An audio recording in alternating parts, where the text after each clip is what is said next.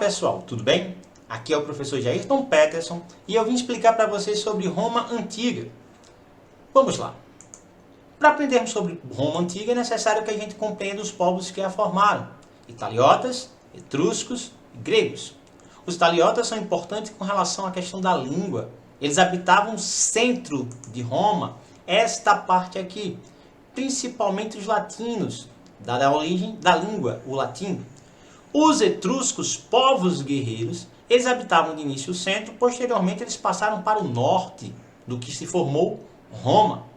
E ao sul de Roma, os gregos.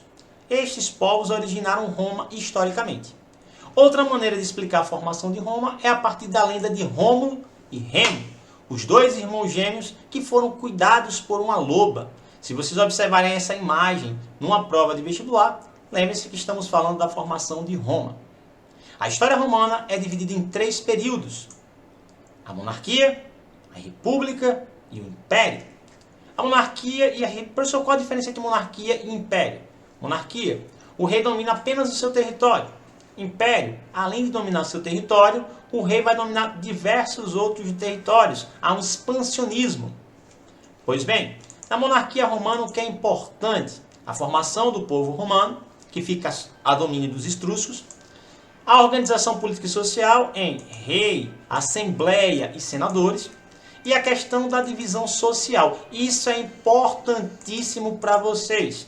Essa divisão social estava em patrícios, plebeus, clientes e escravos. Os patrícios, a elite romana, os proprietários de terra, aqueles que poderiam participar da vida política. Vamos lembrar, a patricinha geralmente é aquela mina rica que boa parte de vocês não gosta. Plebeus, aqueles que faziam parte de Roma, mas eram pobres, não tinham direito de início à participação política. Clientes, aqueles que trocavam favores com os patrícios. Daí vem um termo chamado clientelismo, sistema de troca de favores. Os patrícios queriam votações políticas, então pediam aos senadores. Então essa troca de favores, um dava algo a outro. Isso é importante, porque essa relação até hoje se estende na política brasileira, o que chamamos de clientelismo político. Eu lhe dou secretaria, eu lhe dou ministério, você me dá algo, seu partido me apoia. Escravos. De início, os escravos eram os devedores de terra. Posteriormente, os escravos foram aqueles que eram derrotados em guerra. O último rei romano foi Tarquínio Soberbo, que sofreu um duro golpe do Senado romano, que decretou a república. E o que significa república? Repus, coisa, pública, de todos, do povo. No entanto, o início da República Romana, só os patrícios tinham direito à participação política. Eles eram donos das instituições, tais quais Senado, magistratura e Assembleia. Os plebeus, não aceitando isso, começam a lutar por seus direitos. É a luta da plebe, que geralmente cai nas provas de vestibular. Por favor, não esqueçam. Quais as principais conquistas dos plebeus a partir de suas lutas? O tribuno da plebe, que é o direito de participação dos plebeus na vida política. A lei das 12 tábuas, que é a primeira lei escrita de Roma, que é importante já que as pessoas vão saber quais as leis lhe abordam, quais as leis devem seguir. Não fica ao bel prazer dos patrícios. A lei da Canuleia, que permitia casamento entre patrícios e plebeus, que significava de fato a igualdade entre estes. E o plebiscito, que era a consulta dos plebeus para a criação de leis. É importante entender que até hoje os plebiscitos eles existem, que é quando o governo convoca o povo para a criação de alguma lei. Diferente do plebiscito é o referendo. A lei já existe e o governo quer saber se deve permanecer com ela. Pessoal, posteriormente à vitória dos plebeus e à conquista de seus direitos, o que é que vai acontecer em Roma? Um processo que a gente vai chamar de expansionismo romano. Os romanos vão conquistar 1/3 do território que eles conheciam no mundo. É importante qual conquista romana? A primeira, a da Península Itálica. A segunda, o domínio do Mar Mediterrâneo, o Mare Nostrum. Os romanos tinham como lema Vi, Bini, Venci. Vi, vim e venci. O domínio do Mar Mediterrâneo possibilitou o domínio do comércio mundial, já que o Mar Mediterrâneo ele ligava Oriente e Ocidente. Dominá-lo era dominar toda a comercialização do mundo da sua época. E os romanos vão ter como consequência o aumento da escravidão, consequentemente a crise do trabalho livre. Os plebeus começam a enriquecer. Outro ponto importante, lutas pelas terras conquistadas. Esse mapa ele vai nos mostrar a conquista romana pelo mundo. Roma começa por aqui e ele se expande por todo esse território de amarelo que vocês estão vendo. É interessante que esse processo de expansão também dá a crise da República. Nessa crise da República, quais são os fatores mais importantes? Primeiro, a tentativa de reforma dos irmãos Graco, que vão propor a reforma agrária. Tibério vai ser assassinado, o Caio vai ter que se matar. Posteriormente, a revolta de escravos dos Espartacos. Liderado por Espartacos, os escravos vão tentar se rebelar e conquistar sua liberdade. Depois, os militares, percebendo a bagunça que se tornou Roma, tomam o poder e aí vem os dois triunviratos. No primeiro triunvirato eu destaco para vocês Júlio César, criador da política do Pane et Circenses, política do pão e circo. Ela consistia em quê? Dar entretenimento ao público e trigo durante esse entretenimento para que o público esquecesse dos seus problemas políticos. É interessante que muitos governantes ainda hoje fazem isso. Para desviar o foco de atenção do público, eles fazem festas populares para que o povo fique ludibriado. No segundo triunvirato, eu destaco para vocês a briga entre Otávio e Marco Antônio. Otávio toma o poder e, ao tomar o poder, ele se intitula Augusto e decreta o Império Romano. Quando Otávio Augusto ele dá um golpe e decreta o Império, vai surgir o período ápice de Roma, o período de maior expansão territorial e, ao mesmo tempo, o seu período de declínio. É o Império Romano, que vai do ano 27 a 476 d.C. Nesse período do ápice, os romanos vão ter um período de 200 anos chamado Pax Romana, onde eles vão fazer obras públicas, gerar empregos, conquistar diversos povos e vai haver uma certa paz política entre imperador e senador. A política do pão e circo vai ser de fato efetivada, já que os imperadores dessa época davam entretenimento ao povo para esquecer de seus problemas sociais. As conquistas das legiões, que vão fazer com que Roma conquiste ainda mais.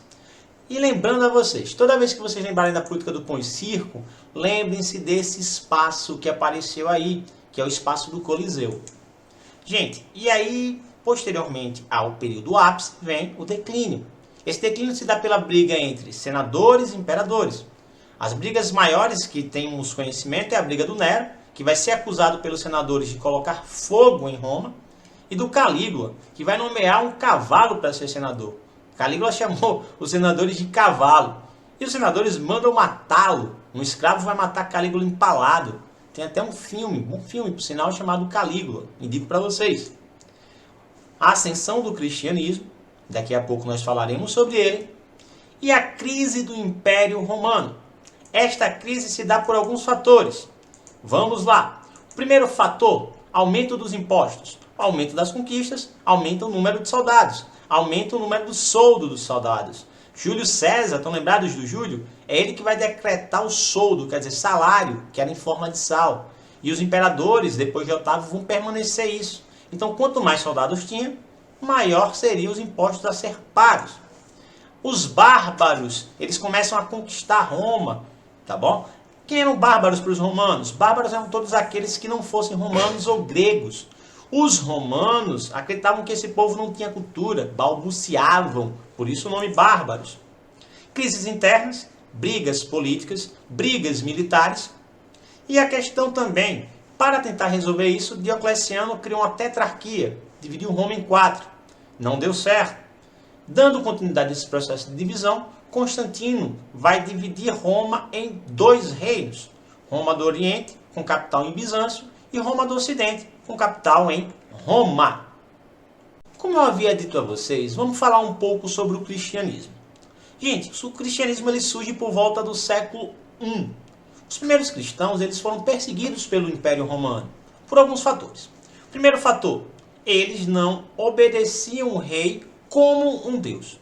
Segundo fator, era uma religião que pregava paz, no momento que Roma precisava de guerra. Esse cristianismo ele vai ser perseguido, os cristãos vão ser colocados dentro das arenas. Esses cristãos, antes de morrer, eles rezavam por aqueles que estavam matando. Os cristãos chamam eles de mártires. Os mártires foram aqueles homens que morreram em nome do cristianismo.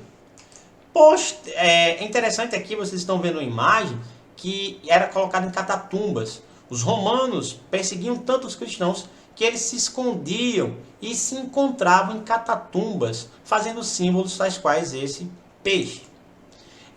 De início perseguidos, posteriormente liberados. Constantino cria um edito chamado Edito de Milão. Gente, por favor, lembrem-se, o Edito de Milão ele concedia liberdade de culto a todas as religiões. Quer dizer, o cristianismo vai poder existir, mas o edito que vai fazer com que os romanos se tornassem cristãos vai ser o Edito de Tessalônica, criada por Teodósio no século IV. O Teodósio vai obrigar todo o Império Romano e os povos conquistados a serem cristãos. Então, de perseguidos, eles passaram a perseguir. Vamos fazer uma questão do Enem? Nessa questão, tem dois textos que vão falar sobre a lei. A primeira, Solon. Vamos ler só a parte final. Logo depois de 600, ele foi designado legislador, em Atenas com poderes sem precedentes, porque a exigência de redistribuição de terras e o cancelamento das dívidas não podiam continuar bloqueados pela oligarquia dos proprietários de terra, por meio de força ou de pequenas concessões. Solon foi o cara que criou as primeiras leis dentro de Atenas. Essas leis serviam para barrar o poder da aristocracia. Gente, não é para acabar esse poder, é barrar, limitar. E aí vem a lei das 12 tábuas, que foi a primeira lei escrita de Roma.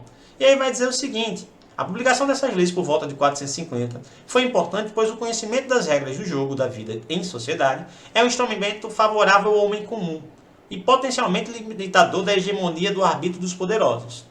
O que é que os dois textos têm em comum? Foi essa a pergunta do Enem. O que é que os dois textos têm de convergência? O que é que quer dizer isso?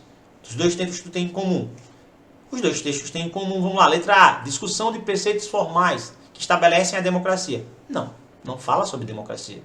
Invenção de códigos jurídicos que desarticulou as aristocracias. Não desarticula. Diminui o poder delas. Formulação de regulamentos oficiais que instituíam as sociedades. Não, gente. Não vai instituir a sociedade. A sociedade já existia. Definição de princípios morais que encerrou os conflitos de interesse. Não. Os conflitos de interesse vão continuar. Os textos não nos permitem entender isso. E letra E. Criação de normas coletivas. Diminuir as desigualdades de tratamento. Sim. As duas leis serviam para diminuir as arestas de diferenças entre a aristocracia e os populares. Deixo o meu abraço para vocês. Paz e bem.